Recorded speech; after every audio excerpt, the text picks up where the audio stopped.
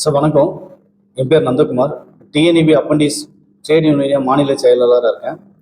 இப்போ பார்த்தீங்கன்னா நமது சென்னை பகுதியில் மின்சார வாரியத்தில் பார்த்தீங்கன்னா மின்வெட்டிங் அதிகமாக இருக்குது. சென்னை பகுதியில் குறிப்பிட்டு சொல்லணும்னா அதே மாதிரி மின்சார வாரியத்தில் இப்போ காலி பணியிடங்கள் 70,000 காலி பணியிடங்கள் இருக்குன்னு சொல்லி நமது மின்துறை அமைச்சர் அவர் சொல்லியிருக்காரு.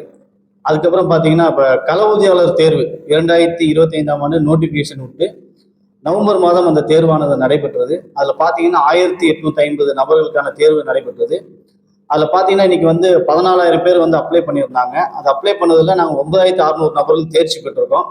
இப்போ மின் வாரியத்தில் காலி பணியிடங்கள் அதிகமாக இருக்கு அப்படின்னு சொல்லி மின்துறை அமைச்சரே சொல்லியிருக்காரு. இன்னொன்று பார்த்தீங்கன்னா இப்போ 1850 நபர்களை தேர்வு செய்வோம்னு சொல்லி மின்துறை அமைச்சர் அவர் சொல்லியிருக்காரு. நாங்கள் வலியுறுத்தி கடந்த 10ஆம் தேதி அன்று சென்னையில் மின்வாரிய தலைமை அலுவலகம் பின்புறத்தில் ஆர்ப்பாட்டம் நடைபெற்றது. கவனிப்பு ஆர்ப்பாட்டம். 9,600 நபர்கள் தேர்ச்சி பெற்றிருக்கிறோம். எங்களுடைய வேலை வாய்ப்பு வழங்க வேண்டும் என்று கூறி நாங்கள் ஆர்ப்பாட்டத்தில் ஈடுபட்டிருந்தோம். அது மாத்திரம் இல்லாமல் பார்த்தீங்கன்னா மின் வாரியத்தில் 70,000 காலி பணிகள் இருக்குன்னு சொல்லும் பொழுது இப்போ 15,000 பேர் ஆரம்ப கட்ட பணியிடங்கள் நிரப்புறன் என்று மின்துறை அமைச்சர் அவர் சொல்லியிருக்காரு. இப்ப பாத்தீங்கன்னா 9,600 நபர்கள் இப்ப இந்த கள ஊதியாளர் தேர்வு எழுதி பாஸ் பண்ணியிருக்கோம். இப்ப அரசுக்கு பாத்தீங்கன்னா 9,600 நபர்கள் நான் கள ஊதியாளர் தேர்வுக்கு எழுதி பாஸ் பண்ணிருக்கும் போது நேரடியாக அவர் பிசிக்கல் டெஸ்ட் முறைக்கு அனுப்பலாம். இன்னொரு விஷயம் நீங்க பாத்தீங்கன்னா மறுபடியும் ஆட்கள் தேர்வு செய்யும் போது 15,000 நபர்கள் தேர்வு செய்யும் பொழுது அதற்கு அரசுக்கு பணி சுமை அதிகமாகுது. இன்னொன்று பாத்தீங்கன்னா அதற்கும் செலவினங்கள் அதிகமாகுது. இப்பொழுது முழுமையாக நாங்கள் மின்சார வாரியத்தில் இந்த தேர்வுக்காக படித்து மின்சார வாரியத்தில் அப்பண்டிஸ் பயிற்சி முடிச்சிருக்கோம். அதில் பார்த்தீங்கன்னா மின்துறையில் நாங்கள் அப்பண்டிஸ் பயிற்சி முடிக்கும் போது அந்த ஒரு வருடம் பயிற்சி முடித்து அந்த ஒரு வருடத்தில் மின்சார வாரியத்தில் தேர்வு எழுதி அந்த தேர்விலையும் தேர்ச்சி பெற்றிருக்கோம். இப்பொழுது நடைபெற்ற டிஎன்பிசி தேர்வு, இப்போ இந்த டிஎன்பிசி தேர்வுலையும் நாங்கள் தேர்ச்சி பெற்றிருக்கோம். அப்போ 9,600 நபர்கள் தகுதி வாய்ந்த நபர்களாக இருக்கும். எங்களுடைய வேலை வாய்ப்பு தொடர்ந்து பறிக்கப்படுகிறது. இப்ப பாத்தீங்கன்னா இந்த நோட்டிபிகேஷன் பாத்தீங்கன்னா 2014ஆம் ஆண்டு பாத்தீங்கன்னா இந்த கள ஊதியாளர் தேர்வு ஐடிஐக்கான தேர்வுல பாத்தீங்கன்னா வெறும் 4,000 நபர்கள் அப்போது தேர்வு செஞ்சிருந்தாங்க. அப்போ 2016ஆம் ஆண்டு 900 நபர்கள் தேர்வு செய்திருந்தாங்க. 2019ஆம் ஆண்டு 2,900 நோட்டிபிகேஷன் எடுக்கிறேன்னு சொல்லி அந்த நோட்டிபிகேஷன் கொரோனா காலம் என்பதை கருத்தில் கொண்டு அவங்க அந்த நோட்டிபிகேஷன் கேன்சல் பண்ணிட்டாங்க. இப்ப பாத்தீங்கன்னா இது 10 வருடங்கள் கழித்து இந்த நோட்டிபிகேஷன் வந்திருக்கு. இந்த கள ஊதியாளர் தேர்வு, இந்த தேர்வில் நாங்கள் எழுதி முழுமையாக தமிழகத்தில் முழுவதும் உள்ள ஆண்கள் பெண்கள் எல்லாருமே தேர்ச்சி பெற்றிருக்கோம். எங்கள் அனைவருக்கும் வேலை வாய்ப்பு வழங்கணும் தான் இந்த மீடியா மூலியமா உங்களுக்கு நாங்கள் முதலமைச்சருக்கு எங்களுடைய கோரிக்கை வைக்கிறோம். மின்துறை அமைச்சர் சந்திச்சு இந்த கோரிக்கையை நாங்கள் பேசணும். நாங்கள் இப்பொழுதுதான் வந்திருக்கோம், எங்களுக்கு 1 மாசம் டைம் கொடுங்க அப்படின்னு சொல்லியிருந்தாரு. இப்ப டிஎன்பிசியில பாத்தீங்கன்னா இப்ப பிசிக்கல் டெஸ்ட்டுக்கு இன்னும் ஒரு 10 நாள்ல அறிவிப்பானது விட போறாங்க. அந்த அறிவிப்பு வந்த உடனே இதுல பாத்தீங்கன்னா அந்த பிசிக்கல் டெஸ்ட் முறை பாத்தீங்கன்னா 1:5 9,600 பேர் பாஸ் பண்ணிருக்காங்க. அந்த 1:5 சொல்லி இது பண்ணிருக்காங்க. அந்த 1:5 பாத்தீங்கன்னா 8,060 பேர் ஃபர்ஸ்ட் அவங்க நோட்டிபிகேஷன்ல விட்டுருக்காங்க. அந்த நம்பர்ஸ் வந்திருக்கு. அந்த நம்பர்ஸ்ல பாத்தீங்கன்னா அதுல 1:3 சொல்லி மறுபடியும் ஃபில்டர் பண்றாங்க. சர்டிபிகேட் வெரிஃபிகேஷன் பார்த்து அந்த சர்டிபிகேட் வெரிஃபிகேஷன்ல நாங்க எல்லா சர்டிபிகேட் வச்சிருக்கோம். வச்சு இன்னைக்கு நிறைய பேர் அந்த சர்டிபிகேட் ஒவ்வொருத்தர் அந்த லெட்டர்ஸ் மாதிரி இருக்கு இது மாதிரி சொல்லி ஒவ்வொருத்தர் சொன்னாங்க. அதை இன்னைக்கு அப்டேட் பண்ணி வச்சுட்டோம். அதுக்கப்புறம் 1:3 அந்த 1:3லயே அவங்க ஃபில்டர் பண்றாங்க. ஃபில்டர் பண்ணும்போது பாத்தீங்கன்னா 5,300 நபர்கள் தான் பிசிக்கலுக்கு எடுக்கிறாங்க.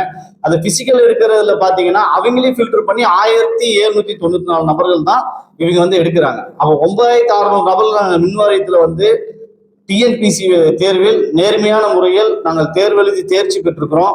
மின் வாரியத்தில் அப்பண்டிஸ் பயிற்சி முடிச்சிருக்கோம். அப்ப இப்படி இத்தனை இது தேர்வுகள் மூலியமா நாங்கள் தேர்ச்சி பெற்றிருக்கும் பொழுது மின்சுமை பணி சுமை அதிகமா இருக்குன்னு சொல்றாங்க. 70,000 காலி பணியில் இருக்கிறாங்க. 15,000 பேர் நிரப்புறன்னு சொல்லியிருக்காரு.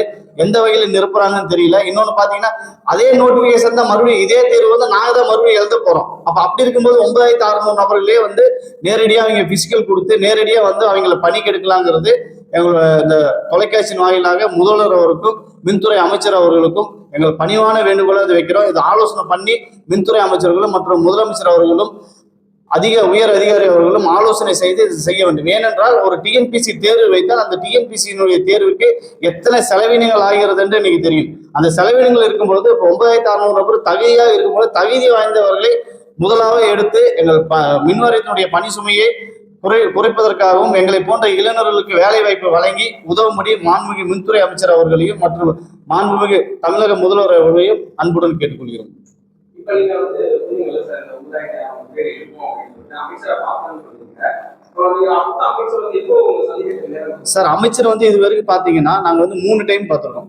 ஒரு டைம் வந்து நம்ம இபி ஹெட் ஆஃபீஸ்ல வந்து பார்த்து பேசணும். பேசும்போது நாங்க இப்பதான் வந்திருக்கோம், ஒரு 10 நாள் டைம் கொடுங்க அப்படின்னு சொல்லி கேட்டிருந்தாரு. அப்புறம் 10 நாள் கழிச்சு நாங்க மறுபடியும் போய் பார்த்தோம். பார்க்கும்போது பாத்தீங்கன்னா 1850 நபர்கள் தான் நாங்க தேர்வு செய்வோம், அதுக்கு மேல சார் நாங்க இத்தனை பேர் நாங்க தேர்ச்சி பெற்று இருக்கோம், எங்களுக்கு வேலை வாய்ப்பு வந்து ஆட்கள் பணிக்குறை வந்து இங்க அதிகமா இருக்குன்னு சொல்லியிருக்கீங்க. முதலாவதாக இந்த 9600 நபர்களையும் தகுதி வாய்ந்தவர்கள் முறையாக பயிற்சி அளித்து தேர்வு பண்ணி எடுங்க அப்படின்னு சொல்லி நாங்க கேட்டிருந்தோம். கேட்டதுக்கு அவர் 1850 சொல்லிட்டு இருக்காங்க. ஏன்னா வந்து மறுபடியும் 15,000 பேர் வந்து எடுக்கும்போது பாத்தீங்கன்னா டிஎன்பிசி மூலியமா தான் இவங்க கால்ஃபர் பண்ண போறாங்க. இன்னைக்கு என்ன எக்ஸாம், ஒரு டிஎன்பிசில ஒரு எக்ஸாம் வைக்கும்போது அதனுடைய செலவினங்கள் அரசு வந்து இன்னைக்கு பண வீக்கத்துல எந்த அளவுக்கு இருக்கான்னு சொல்லி முதலமைச்சர் சொல்லியிருக்காரு. இன்னொன்னு நம்ம மின்துறை அமைச்சர் சொல்லியிருக்காரு. அப்ப அப்படி இருக்கும்போது இப்ப 9600 நபருக்கு முன்னுரிமை கொடுக்கல சார். இப்போ ஒருவேளை நீங்க வைக்கிற கோரிக்கையை வந்து அரசு நிராகரிச்சாங்கன்னா கன்ஃபார்மா அடுத்த கட்டத்துக்கு போராட்டத்துக்கு தான் போகணும், வேற வழி இல்லை. ஏன்னா எங்களுடைய இதுல பாத்தீங்கன்னா நாங்க மின்துறையில அப்பண்டிஸ் பயிற்சி முடிச்சிருக்கோம். அப்பண்டிஸ் பயிற்சி முடிக்கும் போதே அந்த பயிற்சியில பாத்தீங்கன்னா 1 இயர் வந்து முடிச்ச உடனே எங்களுக்கு ஒரு எக்ஸாம் வைக்கிறாங்க. அந்த எக்ஸாம்லயும் பாஸ் பண்ணிட்டோம். அப்புறம் பாத்தீங்கன்னா இந்த ஜாப் எடுக்கும்போது இதுக்கு ஒரு தேர்வு வைக்கிறாங்க, இந்த தேர்வுலயும் பாஸ் பண்ணிட்டோம். தொடர்ந்து தேர்வுன்னு போச்சுன்னா இப்ப என்ன பாத்தீங்கன்னா நாங்க கம்பம் ஏறுவோம், எல்லா வேலையும் செய்வோம். திறமையானவர்களுக்கு வேலை கிடைக்கணும். நாங்க திறமை இருந்து இன்னைக்கு வந்து என்ன பாத்தீங்கன்னா நாங்க ஐடிஐ முடிச்சு 15-20 வருஷத்துக்கு மேல ஆகுது. ஒரு ஐடிஐ முடிச்சு இன்னைக்கு சிலபஸ் மாதிரி இருக்கு. இப்ப வந்து இந்த டிஎன்பிசி எக்ஸாம்ஸ் வந்து போகும்போது பாத்தீங்கன்னா தமிழ்ல வந்து 60 மார்க் எடுத்தாதான் எங்களுடைய டெக்னிக்கல் பேப்பர் செகண்ட் பேப்பரை திருத்துறாங்க. அப்ப அப்படி இருக்கும்போது அந்த தேர்வில் நாங்க பாஸ் பண்ண தகுதியோடு இருக்கும்போது கம்பமும் ஏறும், எல்லா வேலையும் செய்வோம், எங்களை முறையா எடுக்கலாமே. எடுக்கலைன்னா அடுத்த கட்டத்தில் நாங்கள் ஆர்ப்பாட்டத்துக்கு போராட்டத்துக்கு போக வேண்டிய சூழ்நிலையை ஏற்படுத்துறாங்க. 1700 பேருக்கு வந்து இப்ப வந்து பிசிக்கல் வைக்கிறேன்னு இருக்காங்க சார். அது 1:3 அப்படின்னு சொல்லி வரும்போது பாத்தீங்கன்னா 9600 பேர்ல ஆல்ரெடி வந்து 1:5ல 8060 பேர் தான். ஆனா பாஸ் பண்ணது 9600 பேர். 135 கட்ட மதிப்பெண் எடுத்து 9600 பேர் நாங்க பாஸ் பண்ணிருக்கோம். நீங்க பாத்தீங்கன்னா இந்த 1:5 பண்ணும்போது 8060 பேர் தான் வரும். அந்த 60 பேர்ல மறுபடியும் என்ன பண்றாங்கன்னா சர்டிபிகேட் மேக்ஸிமம் எல்லாமே நாங்க ஒரிஜினல் தான் வச்சிருக்கோம். அதுல ஒரு வெரிஃபிகேஷன் சொல்லி பிஎஸ்எம் சர்டிபிகேட் எல்லாமே வச்சிருக்கோம், வைக்காம கிடையாதுங்க. அதுல ஒரு ஃபில்டர் பண்றாங்க. அது ஃபில்டர் பண்ணும்போது எனக்கு கம்பேர்றதுக்கு பாத்தீங்கன்னா 5300 பேர் தான் வந்து அலோவ் பண்றாங்க. அப்ப அதுலயும் ஃபில்டர் பண்ணும்போது பாத்தீங்கன்னா அவங்களுக்கு 1790 தான். நோட்டிபிகேஷன் வந்து 1850. ஃபோர்ஸ் கோட்டா வந்து சார் 60. Okay sir. என் பேர் Nandakumar, TNEB apprentice trade union மாநில பொதுச் செயலாளர். வணக்கங்க, நான் சேலம் மாவட்டத்துல இருந்து வரேன். என் பேர் புஷ்பா. நீங்க பாத்தீங்கன்னா இப்ப களப்பணி உதவியாளர் வந்து, அதாவது தமிழ்நாடு மின்சார வாரியத்துல வந்து களப்பணி உதவியாளர் வேலை வந்து 36,000 காலி பணியிடம் இருக்கு. இதுல வந்து நம்மளோட தமிழக அமைச்சர் வந்து 70,000 காலி பணியிடம் இருக்குன்னு சொல்லியிருக்காரு. அதுல 36,000 காலி பணியிடங்கள் வந்து களப்பணி உதவியாளர் மட்டுமே இருக்கு. இப்ப நாங்க என்ன சொல்றோம்னா, இப்போ எங்களுக்கு முடிச்ச நாங்க டிஎன்பிசி போன அதிமுக ஆட்சியிலையும் சரி திமுக ஆட்சியிலையும் சரி எங்களுக்கு ஐடிஐ படிச்ச எங்களை வந்து எந்த வேலையிலுமே எடுத்துக்கல. நாங்க வந்து திமுக ஆட்சியில இறுதியில கடைசியில வந்து எங்களுக்கு 1850 போஸ்டிங் வந்து டிஎன்பிசி மூலியமா நிரப்பணும் அப்படின்னு சொல்லி அறிவிச்சிருந்தாங்க. அதுல 14,500 பேர் நாங்க எக்ஸாம் எழுதியிருக்கோம். 9,600 பேர் நாங்க அதுல பாஸ் பண்ணியிருக்கோம். இப்ப இருக்கிற ஆள் பற்றாக்குறை அதிகமா இருக்கிறதுனால நாங்க 9,600 பேருமே எங்களுக்கு வேலைக்கு போட சொல்லி கேட்டிருக்கோம். இதுல பாத்தீங்கன்னா நாங்க ஐடிஐ படிச்சிருக்கோம். ஐடிஐ 2 வருஷம் படிச்சிருக்கோம். அந்த 2 வருஷம் ஐடிஐலயுமே நாங்க எக்ஸாம் எழுதியிருக்கோம், பிராக்டிக்கல் பண்ணியிருக்கோம். அதுல வந்துட்டு அப்ரண்டிஸ், அதாவது நேஷனல் சர்டிபிகேட் வாங்கியிருக்கோம் ஐடிஐல. அடுத்தது தொழிற்பயிற்சி அப்படின்னு ஒரு நியர் எங்களுக்கு வந்து இபில டிஎன்இபிலேயே நாங்க தொழிற்பயிற்சி முடிச்சிருக்கோம். அதுல வந்து 1 வருஷம் முடிச்சு அதுல வந்து பிராக்டிக்கல் பண்ணியிருக்கோம். பிளஸ் நாங்க இது சென்ட்ரல் கவர்மெண்ட் எக்ஸாம் எழுதி அதுக்கும் சர்டிபிகேட் வச்சிருக்கோம். இதையும் தாண்டி இப்ப டிஎன்பிசில வந்து எடுத்திருக்காங்க 1850 பேர் அப்படின்னு சொல்லி டிஎன்பிசில எடுத்திருக்காங்க. இப்ப 9,600 பேர் வந்து இருக்கிறப்போ 1800 பேர் எடுத்தா மத்தவங்க எத்தனையோ பெண்கள் வந்து கம்பை ஏறி கை கால் உடஞ்செல்லாம் இப்ப ஹாஸ்பிட்டல்ல இருக்காங்க. இப்ப ஏன் எங்களை வந்து எங்களுக்கு எல்லா தகுதியும் இருந்து ஏன் எங்களை நிராகரிக்கிறீங்கன்னு எங்களுக்கு தெரியல. எதுக்காக? நாங்க எங்ககிட்ட என்ன தகுதி இல்லை, நாங்களும் 2 வருஷம் படிச்சிருக்கோம், நாங்களும் ஐடிஐ முடிச்சிருக்கோம், அப்ரண்டிஸ் பண்ணியிருக்கோம், இப்ப வந்து இதுல எக்ஸாம்லயும் பாஸ் பண்ணியிருக்கோம். ஏன் எங்களை வந்து ஐடிஐ படிச்ச உள்ளாக வரக்கூடாதுன்னு நினைச்சு எங்களை நிராகரிக்கிறீங்களா என்னன்னு எங்களுக்கு தெரியல. தயவு செய்து அதே மாதிரி 10-15 வருஷமா இந்த அரசாங்க வேலைக்காக காத்துட்டு இருந்து எத்தனையோ பேர் கனவு இருக்கு, நம்ம வந்து அரசாங்க வேலைக்கு போகணும் அப்படிங்கிற கனவு இருக்கு. தமிழக முதல்வர் வந்து தயவு கூர்ந்து எங்களுக்கு ஒரு வாய்ப்பு கொடுங்க. நாங்கள் இதை வந்து நடைமுறைப்படுத்த முடியாதுன்னு சொல்றாங்க.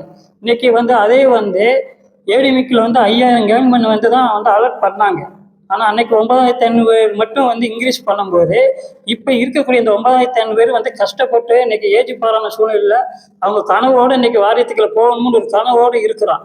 அதில் அந்த 9500 பேரை எடுத்து வந்து போட்டு இன்னைக்கு வாரியத்துக்கு கொண்டு வந்து இன்னைக்கு எல்லாம் தகுதியாக இருக்கிறான். இன்னைக்கு வந்து யாரும் வந்து பெருசாக யாருமே இல்லை, எல்லாருமே அனுபவசாலியாக தான் இருக்கிற எல்லாருமே ஒரு 5 வருஷமா 8 வருஷமா அனுபவசாலிகளாக இருக்கிற இன்னைக்கு வாரியத்துக்கு இது கடுமையாக வேலை செய்யக்கூடிய தகுதியோடு தான் இருக்கிறான். அந்த இன்னைக்கு 15058 வந்து சிஎம் வந்து அறிவிப்பு கொடுத்துருக்கிறாரு. அதில் வந்து இன்னைக்கு 9500 எடுக்கிறதுக்கு ஏன் பல வந்து கட்டுப்பாடுகளை விதிக்கிறாங்க. 1795 அதில் ஒரு போஸ்ட் கோட்டா கொண்டு வராங்க. ஒரு 50,000 போஸ்ட் கோட்டா என்ன டிஎன்பிசி எழுதியிருக்கிறாங்களா, அவங்களையும் அந்த 50,000 வந்து அதை நினைச்சு 1850 கொண்டு போகும்போது எலிஜிபிளாக இருக்கிறவங்களை எடுங்கன்னு சொல்லி நாங்கள் வந்து கோரிக்கை வைக்கிறோம்.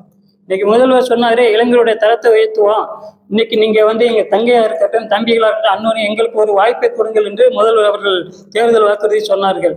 அதே தான் சொன்ன இன்னைக்கு பெண்மணிகளுக்கு முக்கியத்துவம் கொடுக்குறாங்க. ஏன் வாரியத்துக்கள் வந்து பெண்களை எடுக்க தயக்கம் காட்டுறது ஏன் மின் வாரியம்?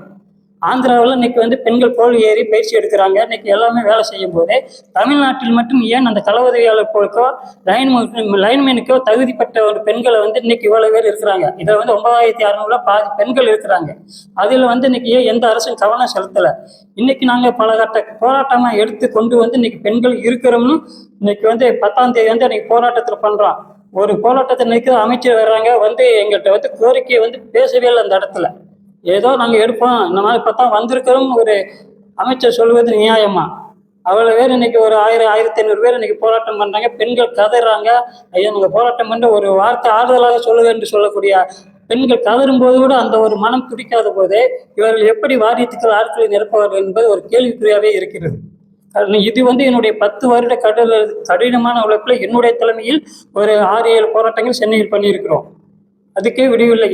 எனக்கு கிடைக்கலனாலும் என்னுடைய சமூகத்துக்கு வரக்கூடிய அடுத்த ஐடி படித்தவர்களுக்கு வேலை வாய்ப்பை ஏற்படுத்தணும். ஐடி என்பது ஒரு எலக்ட்ரிஷியன் என்பதா, இஎல்இக்கு என்பது எலக்ட்ரிக்கல் லேபர் இன்ஜினியர், அவைகளெல்லாம் லேபர் இன்ஜினியர்களுக்கு சமமானவர்கள்.